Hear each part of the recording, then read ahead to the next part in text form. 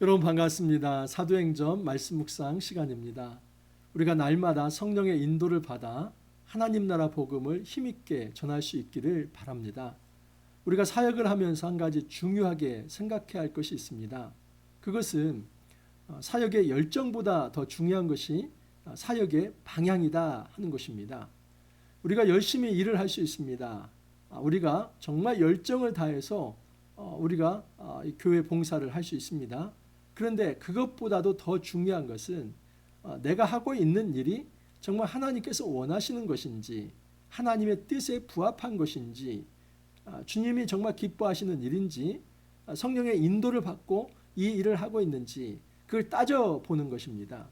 그래서 사역에 있어서 열정보다 더 중요한 것은 방향입니다. 하나님께서 원하시는 방향, 하나님께서 원하시는 그 목표를 향해서 이 일을 하고 있는가, 반드시 그것이 점검이 돼야만 오늘 내가 열심히 일하는 것도 의미가 있게 됩니다. 오늘 본문에서 이제 아주 중요한 이제 그 결정들을 바울이 하게 됩니다. 특별히 성령께서 넘지 못할 그 선을 이제 바울이 넘게 합니다. 바울은 여기까지인데요. 내가 이쪽 방향으로 가기를 원하는데요. 근데 성령은 앞서서 그 경계와 선을 넘어서 이 복음을 확장시키는 모습을 보게 됩니다. 그러면 그때에 바울이 어떻게 반응하는가? 바울은 자기 생각을 고집하는 것이 아니라 성령의 인도에 따라서 자기 생각을 굴복시키고 이제 인도에 순복하면서 한 걸음 한 걸음 따라 나섭니다. 이것이 바로 선교입니다. 오늘 말씀을 통해서 우리가 어떻게 하나님 나라 복음을 어떤 자세로 좀 전해야 할지 한번 생각해 볼 수 있길 바랍니다.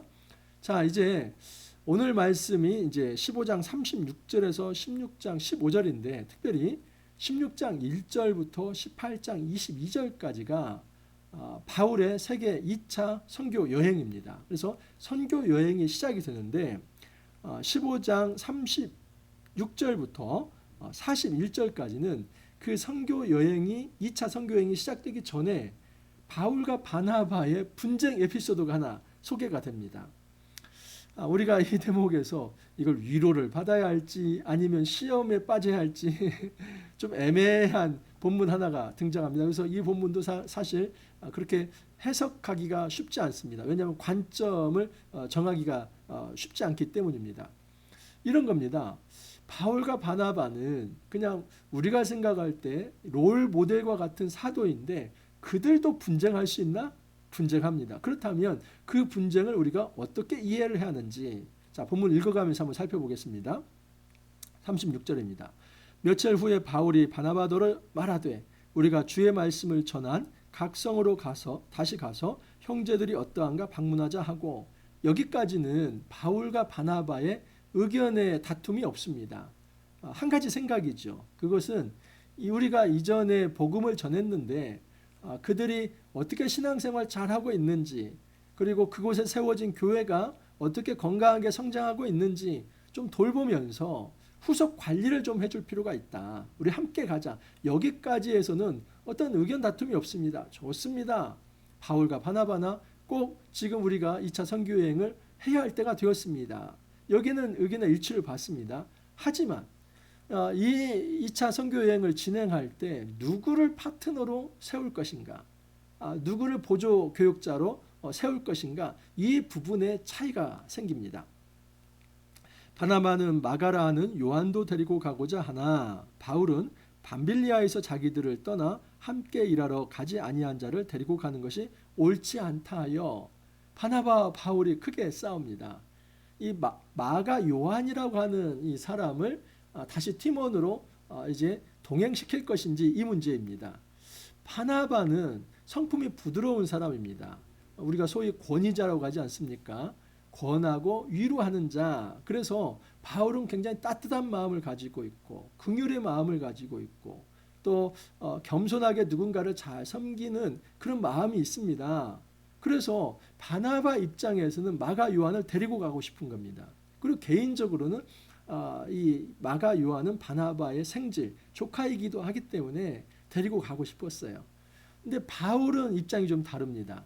바울 입장에서는 1차 전도여행 때 마가가 빠진 결과 이 팀 사역에 있어서 굉장히 어려움을 겪은 것입니다. 예를 들어서 여러분 열심히 일을 하는데 한 사람이 낙오되어서 빠져나가면 전체적인 팀 사기가 떨어지는 거 아닙니까? 그래서 앞으로 전진을 해야 하는데 이것 때문에 이런 낙오자가 생겼을 때 정말 사역하기가 어려운 부분이 있습니다. 그래서 바울은 지금 마가 요한이 아직 준비되지 않았다 판단을 한 겁니다. 준비되지 않은 사람을 또 데려갔을 때 다시 이제 또 팀 사역에 문제가 생긴다면 하나님 나라 복음을 힘있게 전할 수 없다. 그렇게 바울은 생각한 것이죠. 여러분 이것을 실비를 가릴 수 있는 문제라고 볼 수 있습니까? 다시 말해서 옳고 그름을 따질 수 있습니까? 그래도 바울이 인간적이니까 낫죠. 근데 한쪽에서는 그래도 바나바가 인간적으로 좀 사람 챙기는 게 낫죠. 아니 뭐 그렇습니까? 바울처럼 이거 어떻게 인정에 매일 문제입니까? 원칙을 따져서 아직 준비되지 않은 사람은 데리고 가면 안 되죠. 그래서 양자의 의견을 관점에 따라서 생각하면 바울이 말이 맞을 수도 있고 또 바나바의 말이 맞을 수도 있습니다. 그래서 이런 사안은 사실은 시비를 가릴 수 있는 그 옳고 그름을 가릴 수 있는 문제가 아니라 둘 다 옳은 문제이지만 둘 다 옳은 주장이지만 이 시각과 관점이 다른 문제다라고 볼 수 있습니다. 우리가 교회 공동체 안에서도 경험할 수 있는 이런 갈등들 참 많습니다. 어떤 갈등은 그냥 누가 옳고 그름의 문제가 아닙니다. 들어보면 둘 다 말이 맞습니다. 그런데 팽팽하게 맞서서 누구 하나 양보하지 않는 것, 이게 문제가 되는 것이죠. 그럼 이제 여기에 대해서 우리가 시험에 드는 겁니다.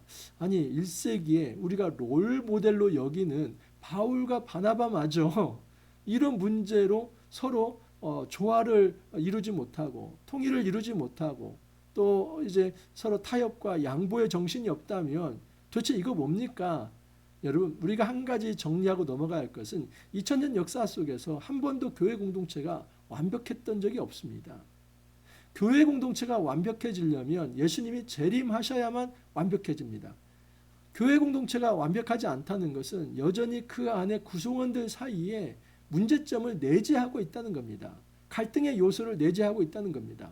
바울도 옳고 바나바도 옳지만 옳은 사람들끼리도 다른 의견이 생겼을 때 피차 다투고 갈라질 수 있다 하는 것입니다. 39절을 보면 서로 심히 다투어 피차 갈라서니 바나바는 마가를 데리고 배 타고 구브로로 가고 바울은 실라를 택한 후에 형제들에게 주의 은혜의 부탁함을 받고 떠나 수리아와 길리기아로 다니며 교회들을 경고하게 하니라. 여러분 그래서 바울과 바나바가 심히 다투어서 서로 갈라져서 그래서 이 바나바는 이제 그 마가를 데리고 구브로로 가고 바울은 실라라고 하는 사람을 데리고 이제 시리와 그리고 또 수리아, 길리기아 이 곳 교회들로 나갑니다. 그래서 이제 너무 연약함이 있는 것이 아쉽고 안타깝지요. 여러분 바울과 바나바에 있어서 연약함이 보이고 초대교회 내에서도 서로 옳은 주장이지만 이제 관점과 또 어떤 생각의 차이에 있어서 갈등이 생길 수 있다 하는 것을 볼 때 오늘날 우리의 삶 속에서도 교회 안에 이런 갈등과 문제는 생길 수 있다는 것을 생각해야만 합니다. 단 우리가 생각해야 할 것은 바울과 바나바도 이런 실수가 있으니까 우리도 그냥 이런 실수들 범할 수 있고 정당화하고 그렇게 말씀을 받아들여서는 안 됩니다. 왜냐하면 바울과 바나바는 여러분 이것은 그의 연약함이지 우리가 이 에피소드는 결코 우리가 본받아야 할 교훈은 아닙니다. 오히려 이건 타산지석으로 삼아야 할 일이지요. 충분히 여러분 서로 옳은 주장이 되었을 때는 한 사람이 양보할 필요가 있습니다. 타협의 정신과 그리고 관용의 정신으로 품으면서 어떤 문제를 조정하고 그렇게 해서 나아가야만 합니다. 이렇게 팽팽하게 누구 하나 양보하지 않는다면 그렇게 좋은 게 아니죠. 자, 그런데 한 가지 생각할 것은 무엇이냐면 이렇게 사실은 연약함에 의해서 발생된 갈등이며 분열이며 그렇게 해서 사역이 서로 이제 나뉘어졌지만은 하나님 나라의 큰 관점에서 보면 하나님은 이것마저도 사용하셔서 사역의 지평을 더 크게 하셨다는 겁니다. 여러분 그냥 객관적 경제적 효율성으로만 놓고 보면 1차 전도 여행 때가 효율적입니까? 2차 전도 여행 때가 효율적입니까? 경제적 효율성으로 보면 2차 전도 여행이죠. 왜냐하면 한 팀이 구브로로 갔다가 또 BCD 안디옥으로 갔다가 하면 시간이 많이 걸리는 거 아닙니까? 그런데 두 팀으로 나눠서 구브로 가는 팀 동시에 또 BCD 안디옥으로 가는 팀 이렇게 나눠진다면 굉장히 경제적 효율성을 가지고 사역을 할 수 있습니다.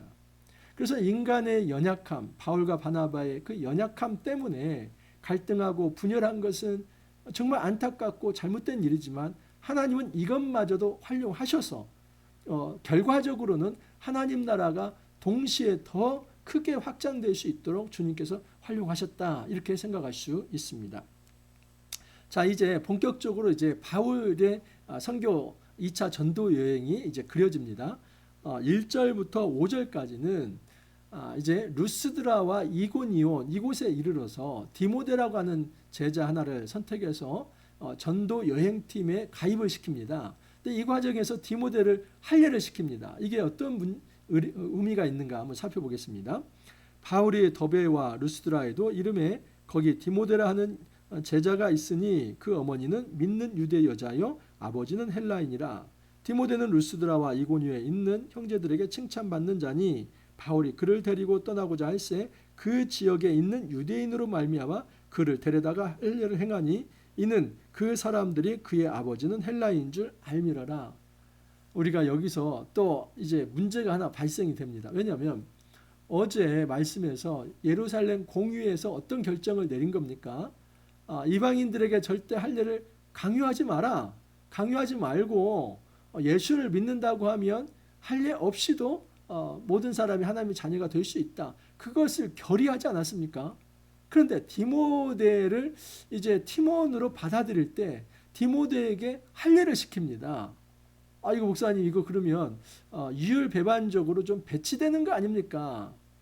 이 바울이 자기가 한 말과 너무나 유율배반적으로 배치된 그런 행동을 하는 거 아닙니까? 이렇게 말할 수 있습니다. 그런데 여러분 제가 여쭙습니다. 디모데가 이방인입니까? 유대인입니까? 유대인입니다. 왜냐하면 보십시오. 어머니는 믿는 유대 여자요. 아버지는 헬라인. 그러면 유대 사회에서 지금도 마찬가지입니다. 유대인 어머니와 이방인 아버지 사이에서 태어난 아이는 이방인일까요? 유대인일까요? 어머니가 유대인이면 당연히 유대인입니다. 이것이 예나 지금이나 그렇습니다. 그래서 어머니 쪽이 그냥 딱 유대인이면 그 태어난 자손은 다 유대인입니다. 그래서 디모데는 신분상 유대인입니다. 그런데 그의 아버지가 헬라 사람이에요. 이방 사람이에요. 그래서 이방 문화에서는 지금 할례를 안 시키거든요. 그래서 디모데는 지금 할례를 안 받았습니다. 그런데 디모데가 이제 이 전도팀에 합류가 되었을 때 1차 전도 대상은 유대인 아닙니까?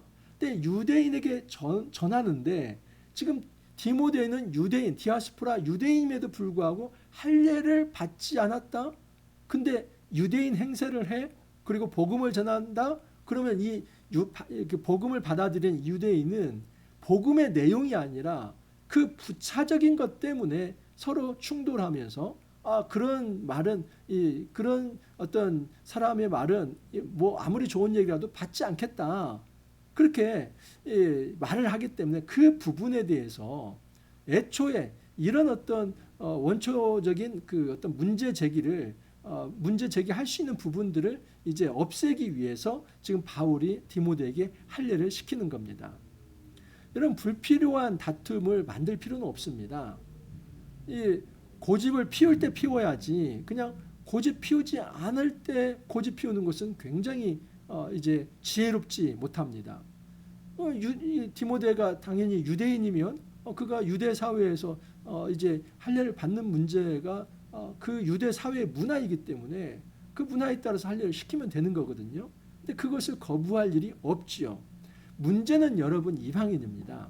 이방인은 이방 문화가 있지 않습니까? 그렇기 때문에 이방인은 지금 할례를 받을 필요가 없어요. 왜냐하면 할례 받지 않고 그들은 살아왔고, 근데 지금 이방인이 그 예수를 믿을 때 할례를 요구하는 것은 단지 어떤 유대 문화를 존중해달라 이런 차원이 아니라 이방 사람이 유대인이 되어야 한다. 유대인이 된 다음에 1단계 그리고 그 다음 2단계에서 예수를 믿어야 3단계 하나님의 백성 될 수 있다. 이렇게 얘기하기 때문에 이방인에게는 할례를 강요하지 않습니다. 자, 그래서 디모데도 바울의 어떤 제자라고 볼 수 있어요. 근데 이 디도라고 하는 사람이 있습니다. 디도는 완전 이방인이에요. 그러니까 어머니나 아버지나 다 헬라 사람입니다. 그에게는 똑같은 문제가 생겼을 때 결코 할례를 강요하지 않습니다. 갈라디아서 2장 3절을 보면 그러나 나와 함께 있는 헬라인 디도까지도 억지로 할례를 받게 하지 아니하였으니 그럽니다. 여러분 디모데에게는 할례를 행하게 하지만 디도는 목숨을 걸고 할례를 행하게 하지 않습니다. 왜냐하면 디모데는 유대인이기 때문에 너는 할례 받아도 괜찮아. 왜냐하면 유대 사람들이 이 문제를 가지고 괜히 트집을 잡을 경우가 있기 때문에 이제 평지풍파를 만들지 않기 위해서라도 유대 문화를 존중하는 차원에서 네가 유대인이니까 할례 받아도 괜찮아. 하지만 이방인인 디도가 할례를 받는 문제는 다른 문제입니다. 왜냐하면 이것은 신학적 문제이기 때문입니다. 단지 문화적 조율이 아니라 이 디도가 할례를 받는 문제는 디도가 유대인이 되어서 그 다음에 예수를 믿고 하나님 자녀가 된다는 이런 논리가 성립이 되기 때문에 바울은 이 부분에 대해서는 원칙을 지켜서 결코 디도에게 할례를 강요하지 않습니다. 자, 그렇게 이제 그 디모데를 제자로 받아들여서 이제 그의 전도팀이 더 힘있게 복음을 전합니다. 자, 그런데 6절 이하를 보면 바울이 가고자 하는 방향을 성령께서 막습니다.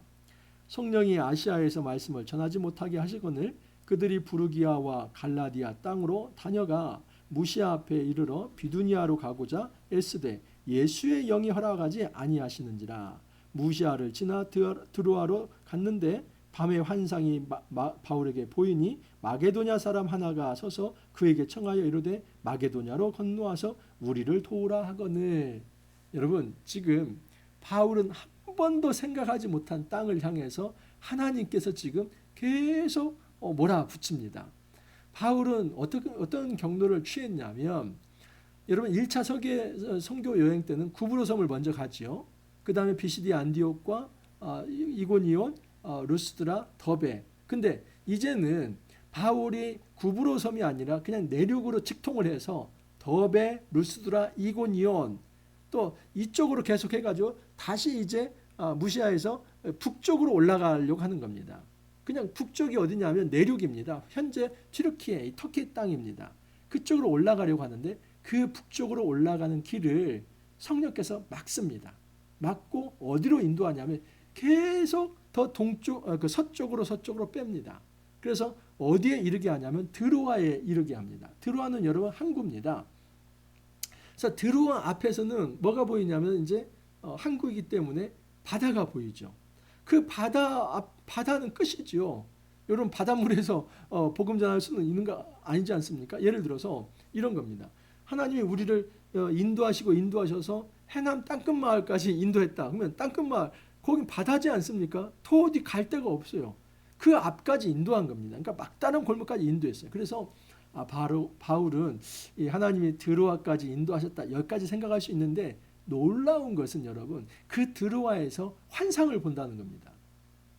드로아에서 감히 그 바다를 건너는 한 번도 생각을 하지 못했습니다. 근데 그 바다 건너에 있는 마게도냐, 여러분 바다 건너면 그 그리스거든요. 그리스부터는 이제 유럽으로 칩니다. 그래서 지금 이 튀르키예 이쪽까지는 소아시아로 보지만은 바다를 건너면 이 유럽입니다. 이 그리스는. 그래서 그 마게도냐의 한 사람이 이제 환상 중에 나타나서 와서 우리를 도우라 하는 그 환상을 줍니다. 근데 이거 역시도 성령께서 한 겁니다. 성령께서 바울의 발걸음을 막으셨습니다. 그래서 북쪽으로 못 가게 하고 그 성령께서 발걸음을 인도하셔서 드로아로 가게 하시고 드로아에서 바다가 앞에서 보여서 더 이상 한 발자국도 나갈 수 없을 때 바다 건너에 마게도냐 사람이 건너와서 우리를 도우라 이렇게 말을 합니다. 그렇기 때문에 여러분 성령께서 항상 우리보다 한 발자국 먼저 앞장서서 나가신다 하는 것을 알 수 있습니다. 우리는 대개 경계를 정해 놓습니다. 주님, 내 사역은 여기까지입니다. 나의 경계는 제가 그래요, 좋아요. 북쪽으로는 더 못 올라간다 할지라도 그냥 이 드로아까지 여기까지만 내가 가겠습니다. 근데 주님의 생각은 아닙니다. 아니, 드로아에서 바다 건너 이제 빌립보까지 가야 한다. 그리고 주님은 이 그리스만이 아니라 나중에 로마까지 가게 하고 또 로마에 멈추지 않고 세상 끝으로 그 당시 생각했던 스페인까지 또 가게 합니다.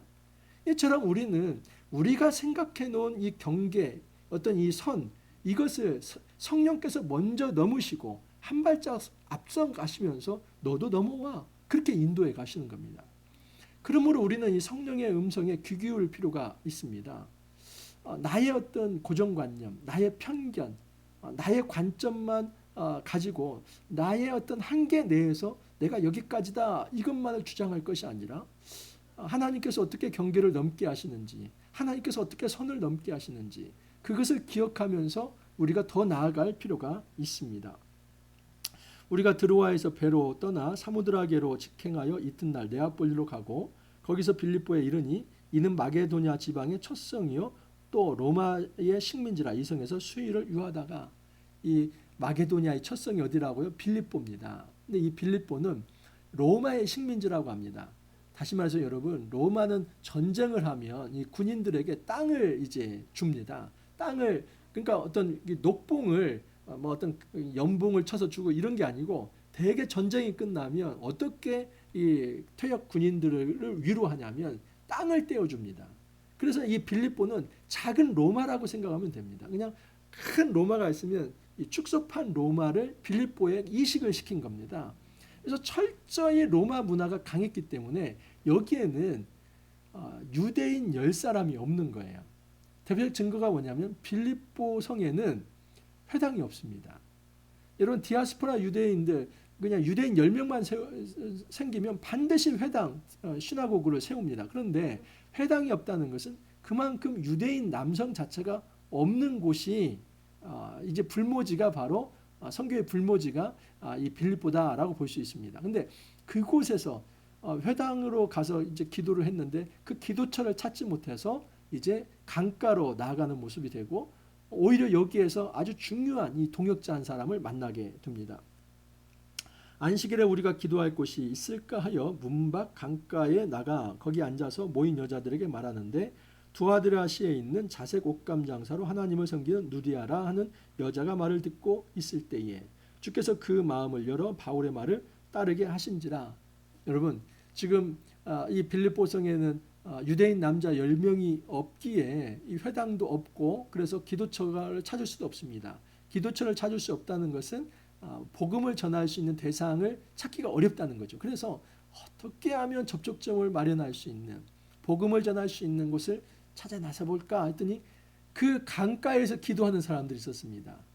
근데 그 강가에서 기도하는 사람들이 누구냐면 남자들이 아니라 여자들이었는데, 그 중에 하나, 여러분, 이 두아디라는 소아시아 튀르키예 지방입니다. 그러니까 지금 여기 그리스 지방이면 이 드로아에서 더 좀 동쪽에 있는 이 두아디라 이 성에 사는 자색 옷감 장사. 이 자색 옷감은 굉장히 고급이죠. 그러니까 사실 이 루디아라고 하는 이 여인은 장사를 하면서 굉장히 부가 있는 존재라고 볼 수 있습니다. 그래서 어떤 순례 어떤 전도자들을 집으로 초청하고 그들을 공개할 수 있을 만큼의 물질적인 그런 어떤 여유가 있는 사람입니다. 그래서 이 옷감 장사, 이 섬유업에 지금 종사하는 사람이 루디아입니다. 그래서 이 사람이 복음을 받게 되고 바울을 이제 영접하게 되고, 그리고 그 말씀을 듣고 세례를 받고 그 온 집안이 예수를 믿게 되는 그 역사가 일어나게 됩니다.